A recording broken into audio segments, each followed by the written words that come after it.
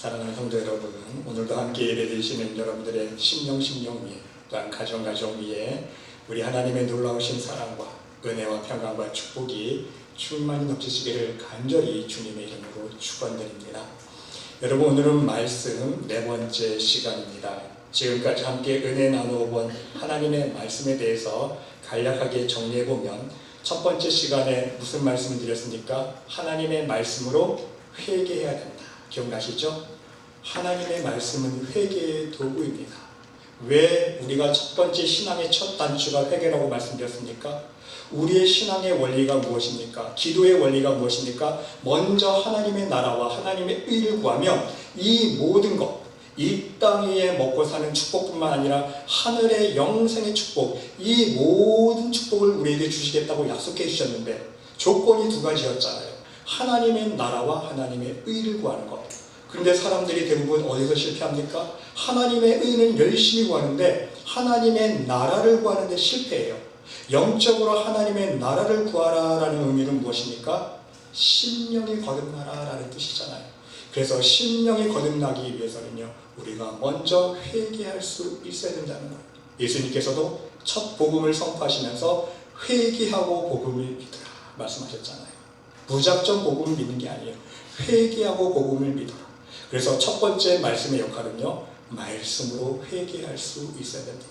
말씀으로 영적인 빨래를 해야 된다고 말씀드렸어요. 왜? 말씀은 영적인 비누의 역할을 하기 때문인 것입니다. 그래서 이어서 2번째로 하나님의 말씀은 거울이다 말씀드렸습니다. 왜 거울입니까? 하나님의 말씀인 거울에 비춰서 무엇을 볼 수 있어야 된다 그랬죠? 나의 죄를 볼 수 있어야 된다는 거. 하나님 앞에 회개할 때에 두리뭉실 기도하는 게 아니라 하나님 무조건 잘못했습니다, 용서해 주시옵소서 기도하는 것이 아니라 내 죄가 무엇인지, 하나님과 나 사이에 막힌 담이, 가장 큰 죄의 담이 무엇인지 알아야 돼요. 내가 하나님 앞에 가장 큰 막힌 담이 교만인지, 욕심인지, 미움인지, 신경질인지, 우상섬김인지, 내가 하나님 앞에 무엇을 회개해야 되는지, 나의 가장 큰 걸림돌이 무엇인지 알아야 됩니다.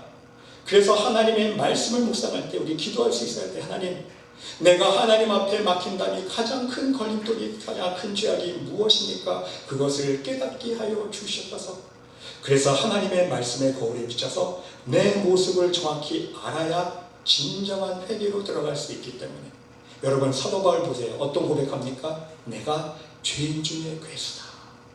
그만큼 하나님 앞에 은혜를 받았고 만가지 은사를 받았고 하나님의 성령의 능력으로 표적과 기적을 일으켰던 사도 바울조차도 은혜를 깊이 받아가 보니까 자기 자랑이 나오는 것이 아니라 무엇이 나옵니까? 하나님, 내가 하나님 앞에 괴수군요. 내가 하나님 앞에 혈기의 괴수였군요. 교만의 괴수였군요. 그것을 깨달은 사도 바울은요, 절대로 하나님 앞에 교만할 수가 없는 거예요. 왜? 교만한 순간 나는 끝이구나, 내가 복음을 증거하기에 내가 버림을 받을까 두렵구나 고백하지 않습니까? 그래서 항상 겸손한 영적인 상태를 유지할 수밖에 없었기 때문에 사도 바울의 자랑거리, 사도 바울의 고백은 무엇입니까? 나는 날마다 죽노라, 나는 날마다 십자가 앞에 죽노라. 그 고백밖에 나올 수가 없었던 것이죠. 그래서 3번째 시간으로서 하나님의 말씀으로 우리는 온전한 거듭남을 이룰 수 있다 말씀드렸습니다. 그래서 예수님께 찾아온 니고데모의 신앙의 관심은 무엇이었습니까? 표적과 능력과 기적이었지만 예수님은 니고데모의 그 중심을 아셨기 때문에, 니고데모야, 너의 신앙의 관점은 표적과 기적을 행하는 걸 체험하는 것이지만 너 아무리 기적과 표적을 체험해도 하나님 나라 못 들어가. 하나님 나라에 들어가려면 물과 성령으로 거듭나지 않으면 하나님 나라 못 들어가. 바로 그 진리의, 복음의 진리를, 핵심을 가르쳐 주시기 위해서 니고데모에게 말씀을 해주셨던 것입니다. 동문서답 하신 것이 아니라 정답을, 니고데모의 심령을 꿰뚫어 보시고 정답을 말씀해 주셨다는 사실입니다. 그래서 조지 뮬러를 예를 들면서 5만 번 기도 받았던 조지 뮬러, 단순히 열심히 기도해서 부르짖어서 기도 응답 받았습니까? 절대로 그런 것이 아니라고 말씀드렸습니다. 조지 뮬러는 평생 말씀과 함께 했던 사람이에요. 평생 자기 신앙생활하는 동안 200독을 하면서 매일매일 하나님 말씀 안에 거하면서 거듭난 심령 가운데에 먼저 하나님의 나라와 의를 구하는 가운데 기도했기 때문에 하나님께서 놀랍게 역사해 주셨던 거예요. 자기 욕심으로 구하지 않았잖아요. 오직 하나님의 사역을 위해서 간구했던 그 조지물레의 기도가 놀라운 응답의 역사를 받을 수 있었다는 것을 우리는 기억할 수 있어야 되는 것입니다. 그래서 우리도 기도할 때에 이 점을 배울 수 있어야 돼요. 무작정 열심히 기도한다고 응답받는 게 아니에요. 열심히 부르짖는다고 응답받는 게 아니에요. 어떠한 심령의 상태로 기도하느냐. 하나님은 우리가 무엇이 필요한지 다 아시잖아요. 우리가 거듭난 심령으로 하나님 보시기에 하나님의 나라와 의만 먼저 구해보세요. 하나님께 아버지만 해도요. 아버지만 해도 하나님은요. 그래, 내가 네 마음 안다. 너 이거 필요하지? 너 지금 이러한 상태에 있지? 걱정하지 마. 내가 함께 해줄게. 우리 하나님은 살아계신 하나님이잖아요. 할렐루야. 예, 여러분 부르짖을 필요 없어요. 땡깡 부리지 마세요. 그거는 정말 하나님 자녀 키워봐도 알잖아요. 말 안 듣는 자녀들이 용돈 하나 타느냐고 땡깡 부리는 거지. 말 잘 들어보세요. 말만 잘 들어보세요. 지갑이 저절로 열리잖아요. 저절로 용돈 나가잖아요. 부모님 말 안 들으니까 용돈 한번 타려고 땡깡 부리고 때를 쓰잖아요. 우리는 하나님께 그럴 필요 없다는 거예요. 하나님의 나라와 의를 먼저 구하면 아버지만 해도 하나님께서 가장 좋은 것으로 응답해 주실 줄 믿습니다. 할렐루야. 네. 자, 그러면 오늘은 여러분과 함께 말씀 안에서 거듭나는 과정에 있는 사람은 이제 과연 어떠한 삶을 살아가야 하는가, 어떤 삶의 열매를 맺어야 하는가 좀 더 구체적으로 은혜를 나눠보고자 합니다. 여러분, 거듭남을 설명할 때에 우리가 쉽게 이해하기 위해서 가장 좋은 예를 하나 제가 발견했는데 그것이 바로 애벌레입니다. 애벌레. 여러분, 먼저 우리 본문 말씀 먼저 살펴보면요. 에베소서 4장 22절로 24절 말씀에 보면 너희는 유혹의 욕심을 따라 썩어져가는 구습을 따르는 옛사람을 벗어버리고 오직 너희의 심령이 새롭게 되어 하나님을 따라 의와 진리의 거룩함으로 지으심을 받은 새 사람을 입으라. 옛사람을 벗어버리라 그랬어요. 무슨 뜻입니까? 죄를 벗어버리라는 거예요. 그리고 하나님의 새 사람을 입으라. 하나님의 형상으로 회복하라는 뜻입니다. 핵심만 말씀드리면, 그런데 여러분 한번 애벌레를 생각해 보시기 바랍니다. 누에고치 상상해 보세요. 애벌레. 여러분, 애벌레가 허물을 벗으면 어떤 모습을 변합니까? 애벌레가 허물을 벗고 나오면 나비로 변하죠. 그렇죠. 다 알고 계시죠. 우리 어렸을 때 배웠습니다. 그러면 구체적으로 무엇이 바뀝니까? 첫 번째 바뀌는 것은요, 겉모습이 바뀌어요. 여러분, 애벌레 보세요. 겉모습 보세요. 쭈글쭈글쭈글합니다. 징그러워요. 애벌레 보면서 아이 귀엽다 하는 사람 있어요? 애벌레 보면 기겁을 하죠. 놀랍니다. 징그러워요. 그리고 만지기도 싫습니다. 그런 버러지와 같은 모습입니다. 그런데 여러분, 이 애벌레가 허물을 벗으면 모습이 바뀝니다. 형상이 바뀌어요. 아름다운 색채와 화려한 날개를 가진 나비의 모습으로 변한다는 거예요. 노란 나비, 파란색 나비, 보라색 나비, 얼마나 예쁜 나비로 변합니까? 그렇죠? 두 번째는요, 삶의 습관이 변합니다. 옛날 애벌레 있을 때는요, 옛 습관은 무엇입니까? 땅을 기어다녀요. 그렇죠? 날개가 아직 없습니다. 날 수가 없어요. 땅을 기어다니고요. 그것이 땅이 자기 삶의 영역입니다. 땅속 어둠을 좋아합니다. 땅속을 파고 들어가요. 습기가 많고 축축한 곳을 좋아합니다. 잎사귀를 먹고 큽니다. 그런데요, 새 습관은 무엇입니까? 애벌레가 허물을 벗고 나비가 되면 새 습관이 이제는 하늘을 헐헐 날아다닙니다. 삶의 영역이 땅이 아니에요. 땅속이 아니에요. 하늘을 헐헐 날아다닙니다. 하늘이 자기 삶의 영역입니다. 빛을 좋아합니다. 꽃을 찾아다닙니다. 삶의 자체가 패턴이 완전히 변하지 않습니까? 그렇죠? 정말로 정확합니다. 이와 마찬가지라는 것이죠, 여러분. 우리도 거듭나기 전에는요, 하나님 보시기에 얼마나 징그러운 버러지 형상의 모습인지 모릅니다. 사도 바울이 그것을 고백하고 있어요. 로마서 1장 21절로 23절 말씀해 보니까 하나님을 알되 하나님을 영화롭게도 아니하며 감사지도 아니하고 오히려 그 생각이 허망하여지며 미련한 마음이 어두워졌나니 스스로 지혜 있다 하나 어리석게 되어 썩어지지 아니하는 하나님의 영광을 썩어질 사람과 새와 짐승과 기어다니는 동물 모양의 우상으로 바꾸었느니라. 우리는 하나님의 형상으로 처음 지음받은 영적인 존재 아닙니까?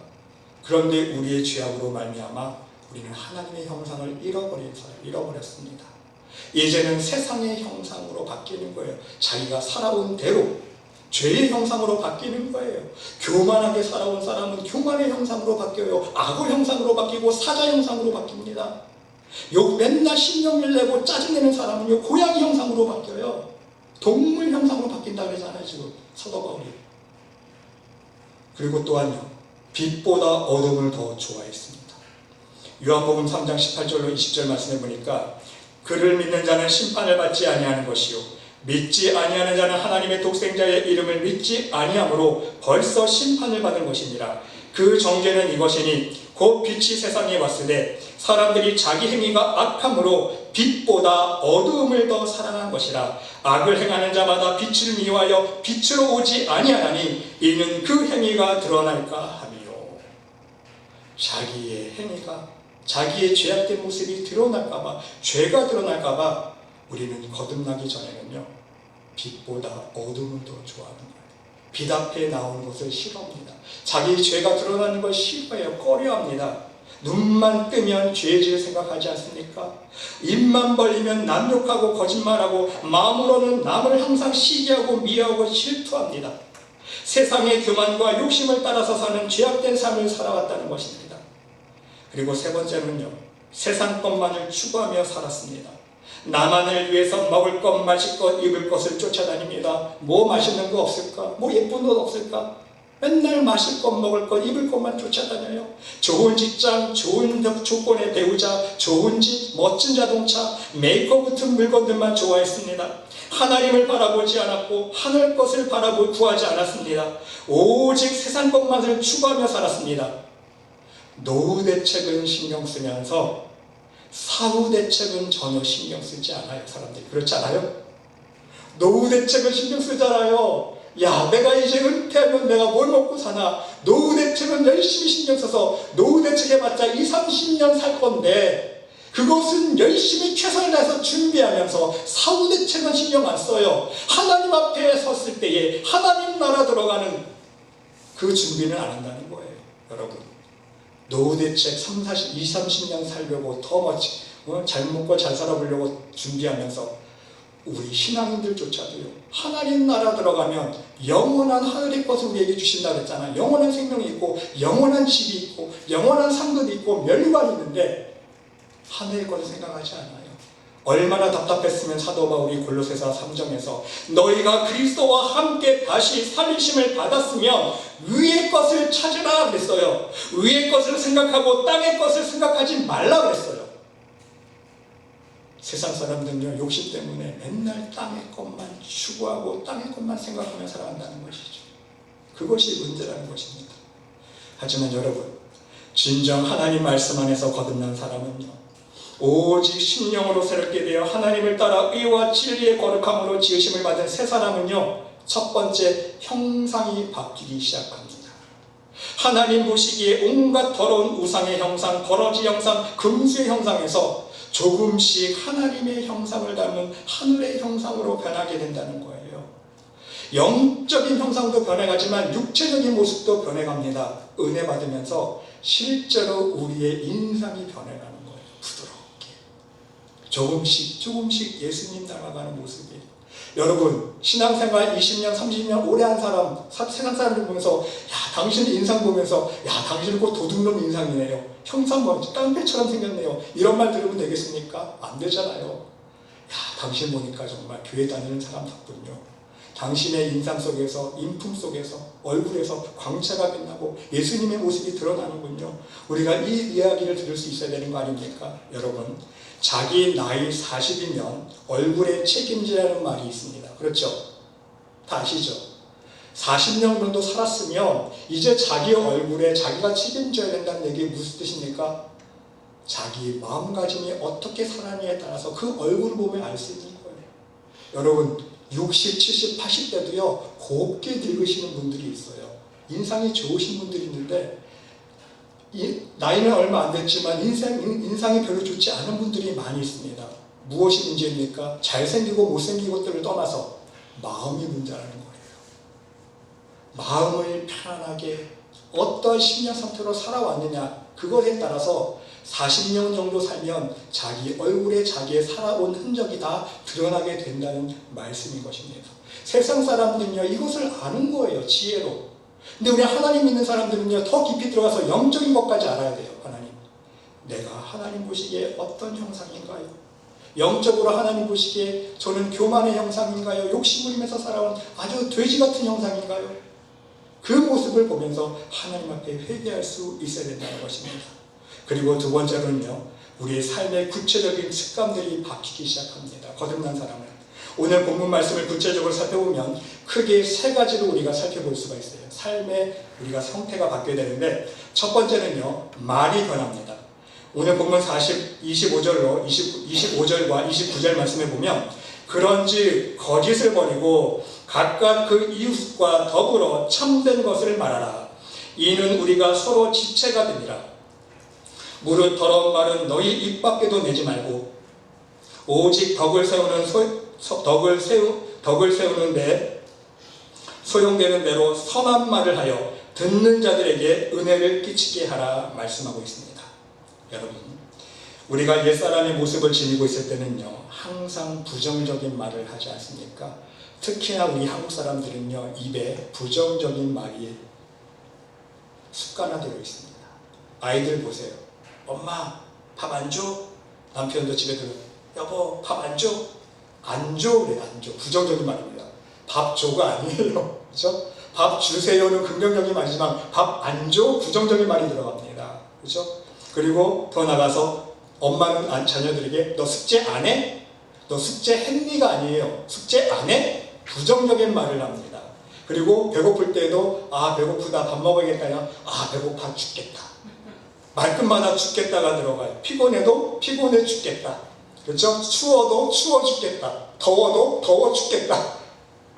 한국 사람 입말에는요, 입에는요, 항상 부정적인 말이 붙어 있어요. 그 말은 한국 사람은요, 심성 자체가 부정적인 게 하나님 보시기에 더 많이 자리 잡혀 있다는 증거입니다. 또한 거짓말과 속이는 말을 하지 않습니까? 우리가 거듭나기 전에는요, 서스럼 없이 속이는 말을 하고 거짓말을 합니다. 오늘 본문 말씀대로 은혜를 끼치는커녕 듣는 사람들에게, 옆에 있는 성도들에게 은혜를 끼치는 말을 해줘야 되는데, 위로를 해주는 말을 해야 되는데, 실족하게 만들고 상처 주는 말을 우리는 서슴없이 하게 합니다. 또한 우리가 하나님 앞에 우리의 믿음을 고백할 때도요, 믿음 없는 말을 합니다. 성도들끼리 모여서 얘기할 때도요, 믿음 없는 말을 너무나 자주 하지 않습니까? 하나님 정말 해주실까? 자기가 어떤 기도 제목을 놓고 하나님께 기도하고 있음에도 불구하고 하나님 정말 들어주실까? 응답해 주실까? 하나님 정말 살아계실까? 정말 기도하면 될까? 더 나아가서 한줄 더 떠서 하나님께서 응답 주시고 체험 주셔도 우연이겠지, 되려니까 됐겠지, 우연으로 생각하지 않습니까? 여러분, 저는 한국에서 어떤 경험까지 해봤냐면, 어떤 기도해 주시는 분이 암을 고쳤어요. 정말 자신의 건강을 담보로 자기 건강을 해쳐가면까지 희생하면서 암 환자를 열심히 기도해 주셨습니다. 응답이 떨어졌어요. 아, 이제 암 다 나았습니다. 병원 가서 다시 한번 검사 받아보세요. 이제 깨끗하게 나았을 것입니다. 이분이 실제 이제 병원 가서 검사를 해보니까 정말 암이 다 나았어요. 그리고 와서 하는 말이 무엇인지 아십니까? 아, 병원에서 오진했겠지요. 오진이었겠지요. 나 원래 암 아니었겠지요. 이 고백을 하는 순간 다시 암이 하나님의 은혜로 고쳤는데, 하나님 앞에 감사지는 못할 경우 우연이겠지, 오진이었겠지, 마음속에 믿음이 없는 거예요. 받을 자격이 안 되는 거예요. 그러니까 기도해 주시는 분이 기도해 보시더니 너무너무 안타까워하시는 거예요. 이제 제 손으로는 할 수 없습니다. 내 능력으로는 할 수 없습니다. 나보다 더 은혜가 많은 분 찾아가야지 이 병 고칠 수 있습니다. 다른 데 찾아가세요. 더 은혜 많이 받은 분한테 기도 받으셔야 이 병 고칠 수 있습니다. 저는 이제 못합니다. 왜? 이분이 기도해 주셔서 고쳐주셨는데 하나님의 믿음을 고백 안 한 거예요. 그러니까 다시 하나님께서 주신 저주기 때문에 고칠 수가 없는 거예요. 여러분, 우리는 마음속에 있는 이러한 부정적인 마음들을요, 하나님께 대한 부정적인 마음들을 다 씻어 버릴 수 있어야 된다는 사실입니다. 여러분, 우리가 이러한 마음들을 품게 되는 이유가 무엇입니까? 이렇게 부정적인 말을 하게 되는 이유가 무엇입니까? 답이 나와 있습니다. 마태복음 12장 34절로 37절에 보면 예수님께서 정답을 말씀해 주셨습니다. 독사의 자식들아, 너희는 악하니 어떻게 선한 말을 할 수 있느냐? 이는 마음에 가득한 것을 입으로 말함이라. 사람은요, 마음속에 가득한 것이 입으로 나올 수밖에 없어요. 여러분, 풍선에 고추장물 담아놓으면 푹 찔러보세요. 고추장물 튀어나오잖아요. 풍선에 설탕물 담아보세요. 푹 찔러보면 뭐가 튀어나오죠? 설탕물이 튀어나오잖아요. 마음속에 담겨진 그대로 입으로 나오는 거예요. 그래서 선한 사람은 그 쌓은 선에서 선한 것을 내고 악한 사람은 그 쌓은 악에서 악한 것을 내느니라. 마음속에 부정적인 생각이 꽉 차 있는 사람은 입만 벌리면 부정적인 말 하게 돼 있는 거예요. 마음속에 미움이 꽉 차 있는 사람은 입만 벌리면 남 미워하는 말만 하는 거예요. 마음속에 돈 욕심이 가득 찬 사람은 입만 벌리면 돈. 마음속에 자식이 꽉 차 있는 사람은 입만 벌리면 자식 자랑, 내 자식. 이해가 되시죠? 그 사람의 말하는 걸 보면 그 마음속에 무엇이 가득 차 있는지 알 수 있다는 것입니다. 그런데 재미있는 사실은요, 내가 너희에게 이르노니 사람이 무슨 말을 하든지 심판날에 이에 대하여 신문을 받으리니 내 말로 의롭다함을 받고 네 말로 정죄함을 받으리라. 여러분, 예수님께서 어떻게 정죄하신다고 했어요? 네가 한 말로 의롭다함을 받고 네가 한 말로 정죄를 받는다고 그래요. 여러분, 단순히 말 가지고 지금 하나님께서 심판하신다는 뜻입니까? 하나님께서 그 겉모양만 보고 심판하신다는 거예요? 아니잖아요. 예수님께서 말로 의롭다 칭찬해 주시고 말로 네 한 말로 정죄를 받겠다는 의미는, 영적인 의미는 무엇입니까? 앞에서 말씀드린 것처럼 사람은 마음에 가득한 것이 입으로 나올 수밖에 없기 때문에 그 말한 것이 바로 마음속에 있는 거예요. 결국은 마음의 중심을 보시고 심판하시겠다는 의미 아닙니까? 이해가 되세요? 단지 말장난 한다는 게 아니에요. 우리의 마음의 중심을 보시고 심판하시겠다는 말씀인 것입니다. 그러므로 여러분, 새 사람으로 거듭난 사람은 어떻게 말을 할 수 있어야 됩니까? 이제는 긍정적인 말을 할 수 있어야 됩니다. 밥 안 줘? 아니라 밥 주세요. 숙제 안 해가 아니라 숙제 했니? 너 오늘 시험 못 치면 죽어. 너 용돈 없어가 아니라 너 오늘 시험 잘 칠 수 있을 거야. 하나님이 도와주시니까 우리 같이 기도하자. 너 기도하고 시험 치면 하나님이 잘 치게 될 거야. 이런 말을 할 수 있는 거예요. 아무리 신난다 그래도 죽겠다 말 대신 신난다. 긍정적인 말을 할 수 있어야 된다는 것이죠. 그리고 참된 말을 할 수 있어야 됩니다. 남을 위로해주고 격려해주는 말을 해야 돼요. 이왕이면 여러분, 농담이라도요, 여러분 정말 실수하면요 사람을 죽일 수 있다는 거 아십니까? 사람이 죽고 사는 것이 말의 권세에 있다고 잠언에 기록되어 있습니다. 우리는 농담 한마디 했지만 그것이 사람의 마음속에 꽂히면요 그 사람이 우울증에 걸릴 수도 있고요, 비관해서 자살할 수도 있는 거예요. 우리는 말 한마디에서 조심할 수 있어야 되는 거예요. 그래서 은혜를 끼치게 하라 그러잖아요. 덕을 끼치고 은혜를 끼치게 하라. 서로 위로해주는 말을 하고 격려해주는 말을 하고 서로 사랑하는 말을 할 수 있어야 된다는 말씀인 것입니다. 그리고 우리가 하나님 앞에서는요 이제는 믿음의 말을 할 수 있어야 됩니다. 하나님, 내가 기도합니다. 하나님 살아계시죠? 하나님 함께 하시면 뭐든지 할 수 있을 줄 믿습니다.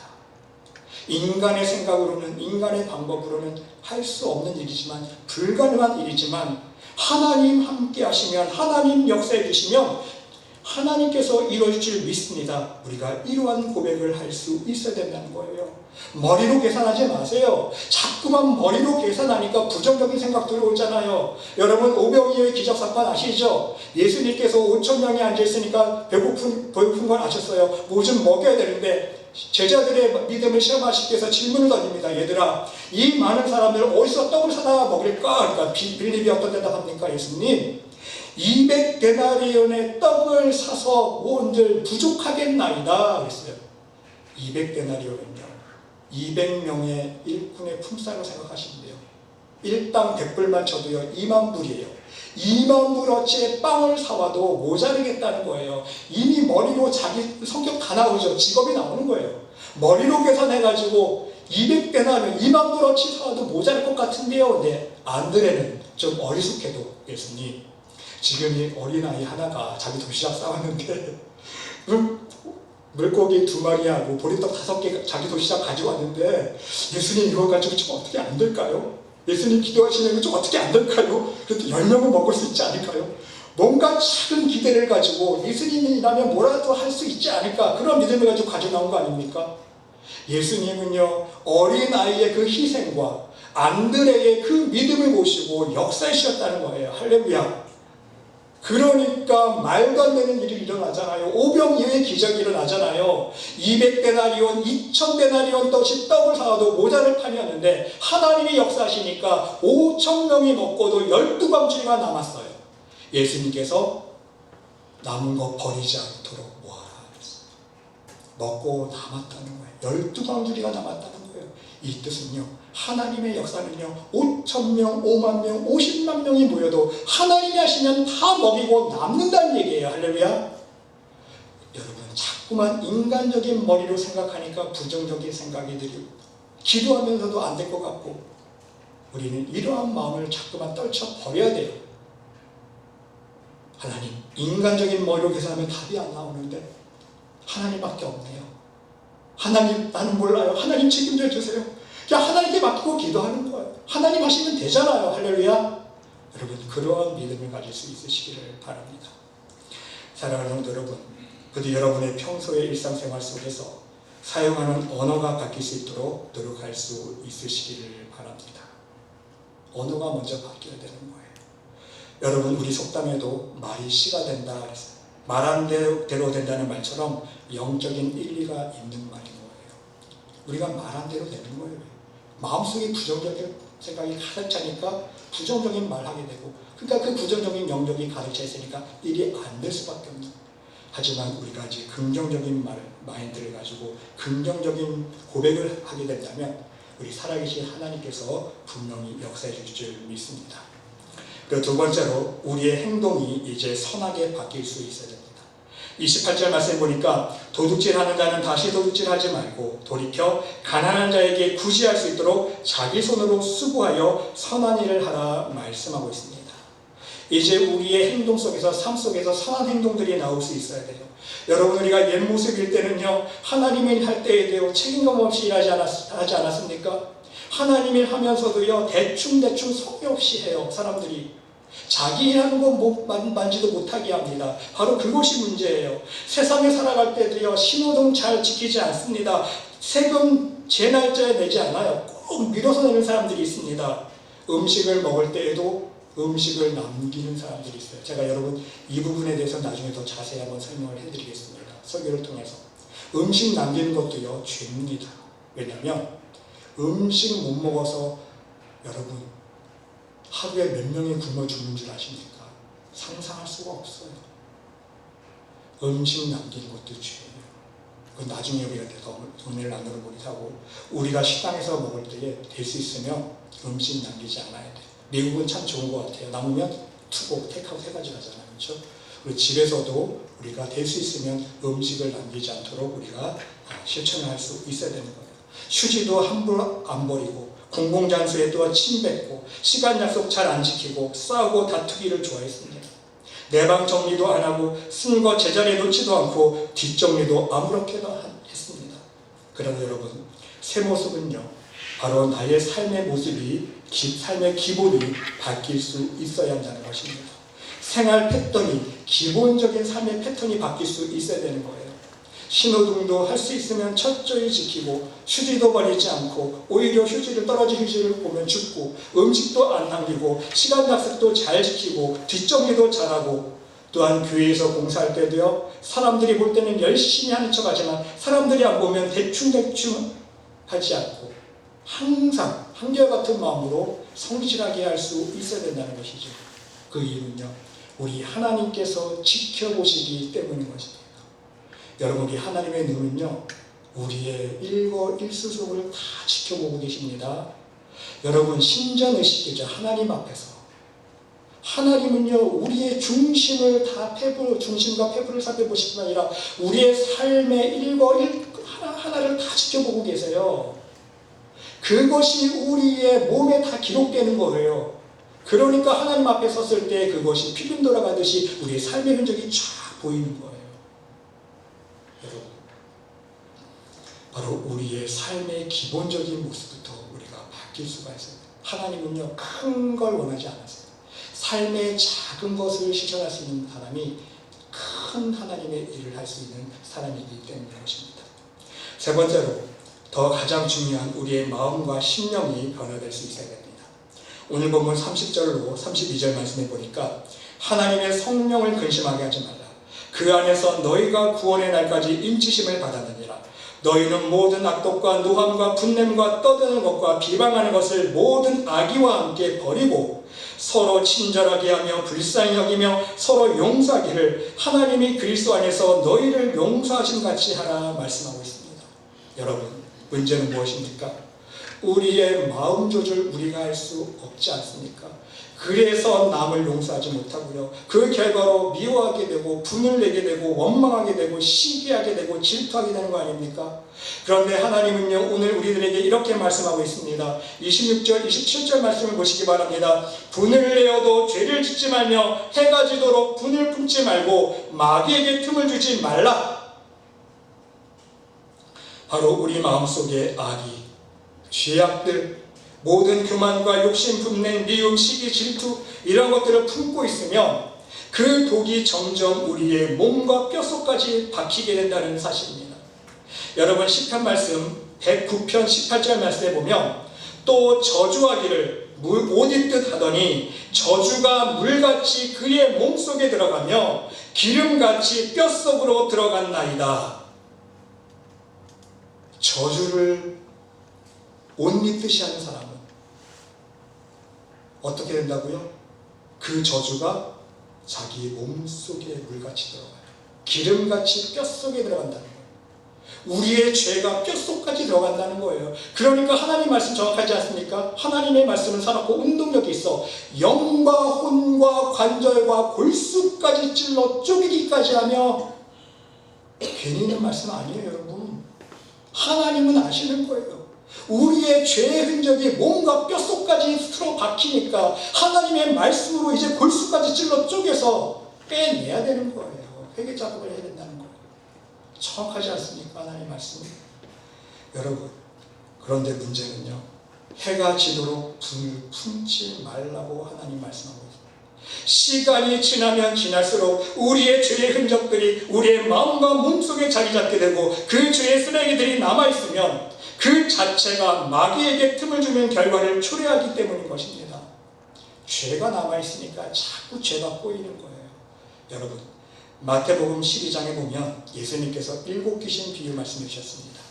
더러운 귀신이 사람에게서 나갔을 때에 물 없는 곳으로 다니며 쉬기를 구하되 쉴 곳을 얻지 못하고 이에 이르되 내가 나온 내 집으로 돌아가리라 하고 밖에 나가서 돌아가서 갈 데가 없어요. 다시 내가 나온 내 집에 돌아간다 그랬어요. 어둠은요, 인간의 심령이 집이라는 것이죠. 인간의 마음이 어둠의 집이에요. 자기 집에 찾아와 보니 집이 수리되고 청소되어 있습니다. 얼씨구나 좋다. 더 악한 7 귀신을 데리고 들어가 거하니 그 사람의 나중 형편이 더욱 심하게 되느니라 그랬어요. 여러분, 어둠이 떠났다가 다시 돌아오는 이유가 무엇입니까? 첫 번째 이유는 말씀으로 무장하지 못했기 때문이에요. 비무장 상태였기 때문에. 이것은 제가 나중에 말씀 시리를 통해서 더 자세하게 설명을 해드리겠습니다. 오늘 본문 말씀의 비유로만 말씀 적용해 본다면 바로 죄의 흔적, 죄의 쓰레기들이 남아있기 때문인 거예요.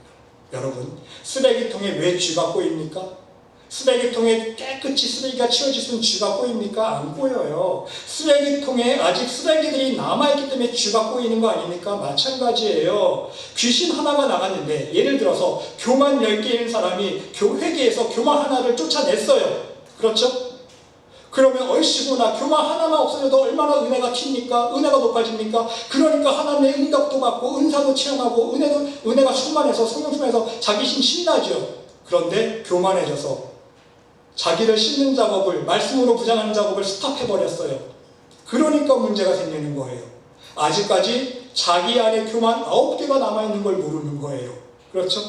하나만 내쫓았지 아직 9개가 남아있거든요. 아직 죄의 흔적이 남아있어요. 그러니까 다시 죄가 들어오는 거예요. 여러분, 말씀으로 씻는 회개 작업은요, 말씀으로 무장하는 작업은요, 스탑하면 안 되는 거예요.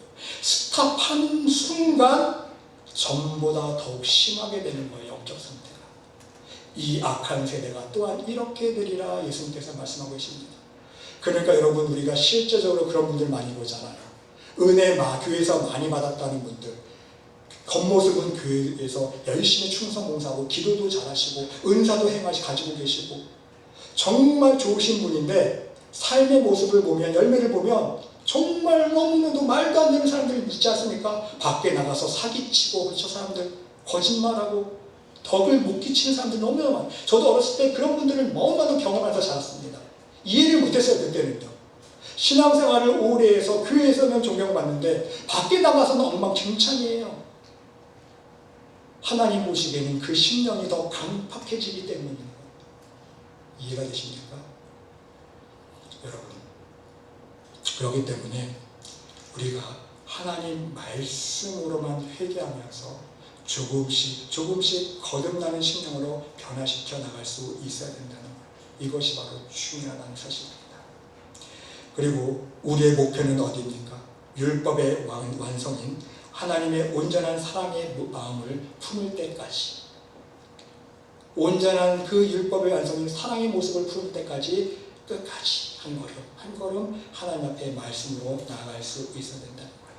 왜입니까? 온전한 사랑을 품을 수 있을 때에 우리는 하나님 말씀 안에 순종하며 거듭난 삶을 살 수 있는 하나님의 천국 백성이 될 수 있기 때문인 것입니다.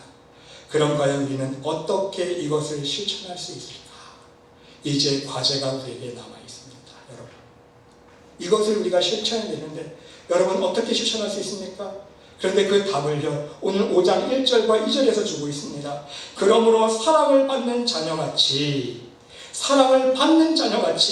너희는 하나님을 뭐하는 자가 되라? 본받는 자가 되라 그랬어요. 이미 우리가 하나님의 엄청난 사랑을 받았잖아요. 예수 그리스도의 십자가의 사랑을 엄청나게 받았잖아요. 그 덕분에 우리는 영생을 누릴 수 있게 되었잖아요. 그렇기 때문에 이제는 우리가 하나님을 본받는 자가 될 수 있어야 되는 거예요.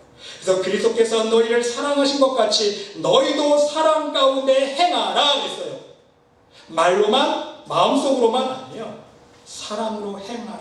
사랑 가운데 행하라. 예수님께서 보여주신 그 십자가의 사랑의 삶을 너희도 삶 속에서 똑같이 살아라 하는 거예요. 본받아서. 그는 우리를 위하여 자신을 버리사 향기로운 제물과 희생제물로 하나님께 드리셨느니라. 여러분, 중요한 사실은요, 우리가 항상 예수님의 그 십자가의 사랑을 망각한다는 거예요. 그게 문제입니다. 이것을 하나님께서 우리에게 부으신 놀라운 사랑을 우리가 깨닫지 못하고 항상 망각하기 때문에 하나님의 사랑을 실천하지 못한다는 거예요. 하나님의 사랑은 이미 받았음에도 불구하고 자기 받은 건 생각 안 해요. 그것은 별도고, 하나님 건 내 거는 또 내 거. 별개라고 생각하는 거예요. 그 좋은 비유가 무엇입니까? 마태복음 18장에 나오는 1만 달란트 비유 아닙니까? 여러분 다 아시는 비유의 말씀입니다. 천국은 그 종들과 결산하는 어떤 임금과 같으니 결산할 때에 1만 달란트 빚진 자를 하나를 데려오매 주인이 용서해 줍니다.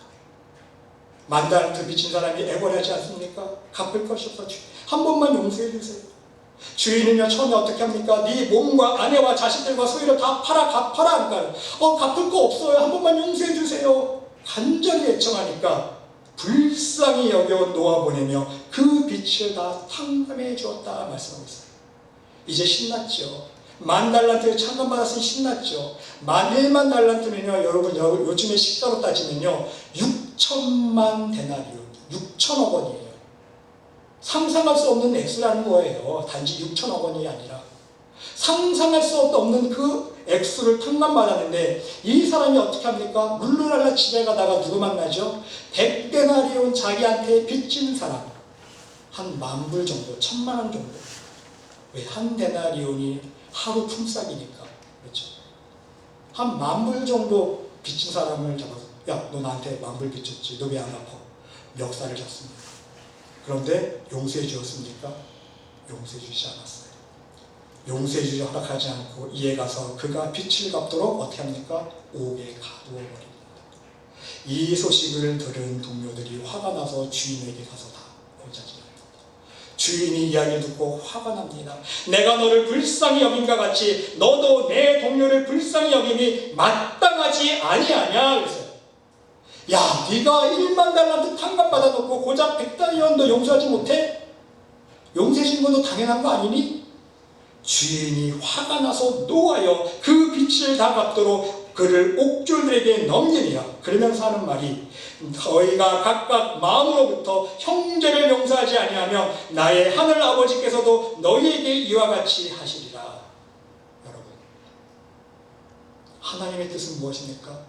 이미 사랑을 받았으면 우리도 그 하나님의 사랑 가운데 행해야 돼요. 실천하는 모습, 순종하는 모습으로 살아야 됩니다. 그런데 우리가 못 삽니까? 하나님께 받은 은혜를 우리가 기억하지 못하는 거예요. 망각해버리는 거예요. 이미 예수님의 십자가의 사랑을 받았는데 그것을 기억하지 못하고 우리가 항상 망각하는 거예요. 그러니까 우리의 삶 속에서 우리도 사랑의 삶을, 용서의 삶을 살지 못하는 거예요.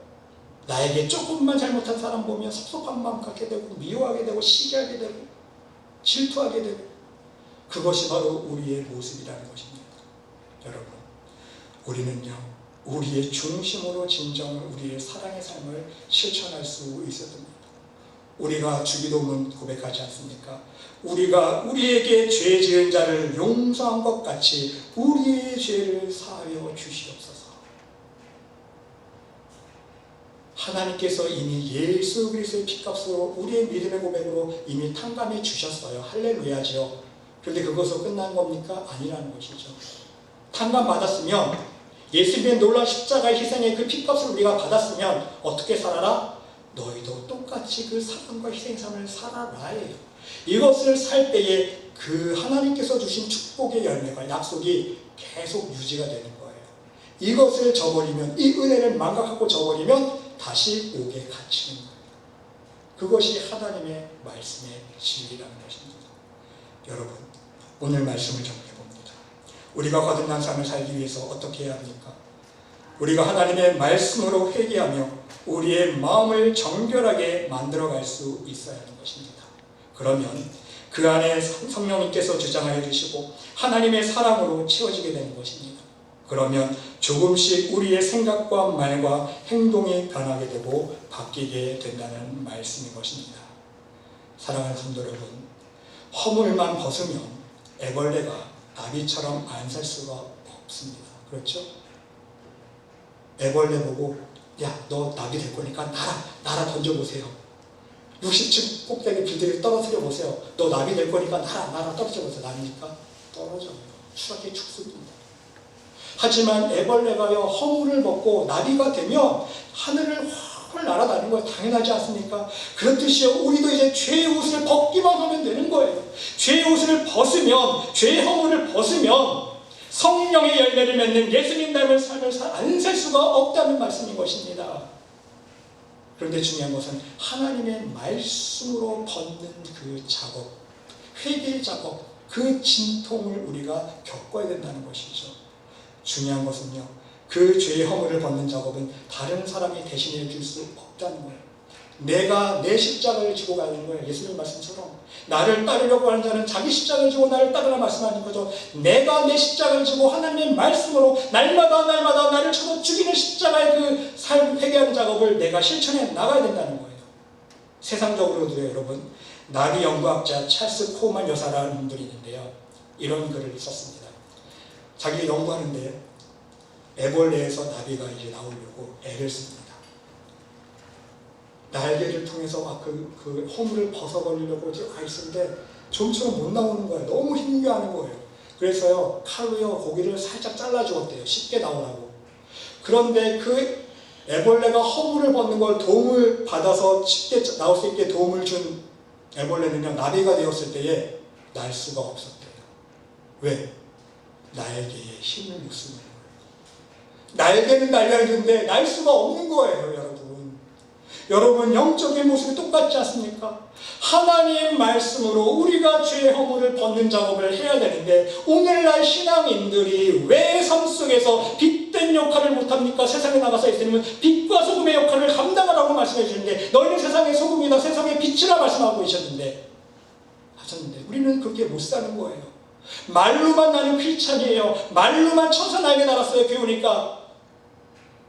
그런데 삶 속에 나가서는 그리스도의 형상에 담긴 삶의 모습을 살지 못하는 거예요. 무엇이 문제입니까? 하나님의 말씀으로 회개 작업이 없는, 죄의 허물을 벗어버리는 그 십자가의 고통을 내가 감당하기 싫은 거예요. 이해가 되시죠? 여러분, 말씀 안에서 회개하는 작업은 쉬운 작업이 아니라는 것이죠. 왜? 내 교만 죽여야 돼요. 내 욕심 좀 죽여야 돼요. 내 마음속에 있는 미움도 버려야 되고, 사람한테 편없다고 찝찝한 마음도 좀 버려야 되고, 얼마나 힘듭니까? 안 되잖아요. 인간인 건 안 되잖아요. 하지만 말씀으로 씻다 보면요, 조금씩 나도 모르게 마음에 평강이 찾아오고 성령의 열매를 맺기 시작한다는 사실인 것입니다. 사랑하는 말씀의 교성도 여러분, 오늘 말씀을 기억하시면서 진정 말씀의 능력 안에서 서로 용서하며 섬기는 하나님의 사랑의 마음을 여러분 마음속에 품을 수 있으시기를 바랍니다. 또한 여러분의 심령이 거듭나서 긍정적인 말, 참된 말, 믿음의 말만 사용할 수 있으시기를 바랍니다.